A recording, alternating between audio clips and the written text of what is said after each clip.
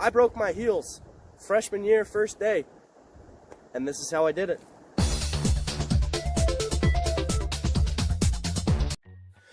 Now, a lot of us have broken one bone at a time, maybe an arm, maybe a leg, maybe even your back, and you just can't walk anymore. But have you ever broken both of your heels where you can't walk anymore and you're forced to be in a wheelchair for like 4 or 5 weeks? Well, this is the story about how I did that.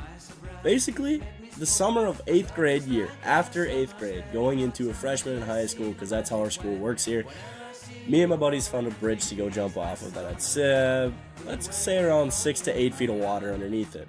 Now, mind you, this bridge is probably 20 feet above water level there, so you're dropping 26 feet all the way to the bottom. Now, we all thought it was a great idea to jump down, but I was the only stupid one to be jumping with straight body, feet first, hitting the ground every single time. This caused me to just have a little bit of pain, and I didn't think much of it. Maybe I thought it was just growing pains, but it was a niche in the back of my head, and I was like, all right, well, football's coming up, hopefully they just go away. Well, starting football, we start 2 weeks, 3 weeks prior to school starting, so I get a little edge up on everybody for just being with friends and running and being conditioned. That's how most sports start up here. Well, running and football, I noticed that the pain just continuously got worse and worse and worse. And I was just like, this doesn't feel right, So I was telling my parents about it, and they're like, you're just having growing pains, nothing too big. I'm like, all right, well, I can probably make it a little bit longer. So first week goes by, and on that Friday, it got to the point where I couldn't walk anymore. It hurt to just stand, and I couldn't do anything running really, but my parents just refused to take me to the hospital and get them checked out. So I was like, okay, well, go to the store, buy me some Dr. Scholl's, that stuff, the foot orthotics that you put in your shoes to make it feel more comfy.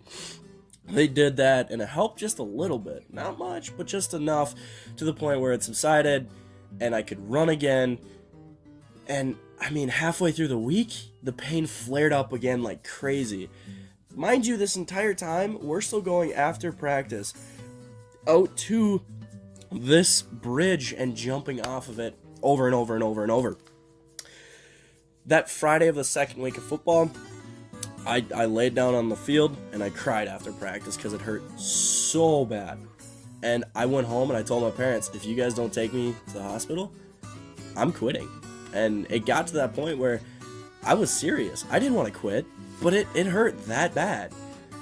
And they finally caved in and brought me in, and they took x-rays, and they thought they found something, and they're like, all right, well, we'll put you in a boot because, your right foot hurts more than your left foot, so it's probably just a little bit of growing pain, but we'll put you in a boot. So I got a boot and a scooter, and I was scooting around on that for 3 days, and they were like, okay, well, we think we found something, but we're going to have to do a CAT scan to make sure, or a CT scan, or whatever it is that they put you in the ring.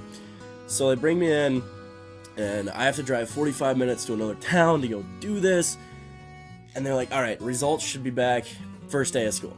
So I'm still in the one boot, walking around at football practice, scooting around at football practice, just talking to everybody, just saying this is what they think is going on, And first day of school comes around, I don't show up because I have the doctor's appointment to go get it read.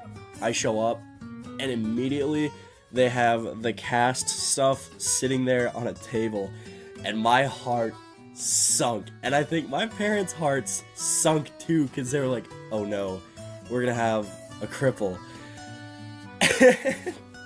Basically, they came in and they read it to us, and they were like, well, we found stress fractures in both of your heels, which is unnormal. It's not normal at all, ever, to find stress fractures in both heels. And the doctor that I had goes, I've never seen this in anybody. And he's been working there for probably 6, 7, 8, 9 years. He goes, your son is healthy, but his feet are just broken. So in both heels I had stress fractures. In my right foot I had 3 bones broken, and in my left foot I had 2 bones broken. And they were like, what could you have done that made your feet this messed up? All I could say was, my friends jumped off a bridge, and they were like, you should too, so I agreed. And now, looking back at my decision of agreeing with them, I definitely would change my answer on if I should jump off that bridge or not. Mind you, this was not a suicidal act or anything like that, so I don't want to have that out there. It was just for great fun, and I thought, you know, these guys were doing it, they're fine, it won't happen to me. But it turns out that everybody's got to get hurt some way. This entire time, we were getting a puppy at my house too. His name is Oakley now. He's 4 years old now.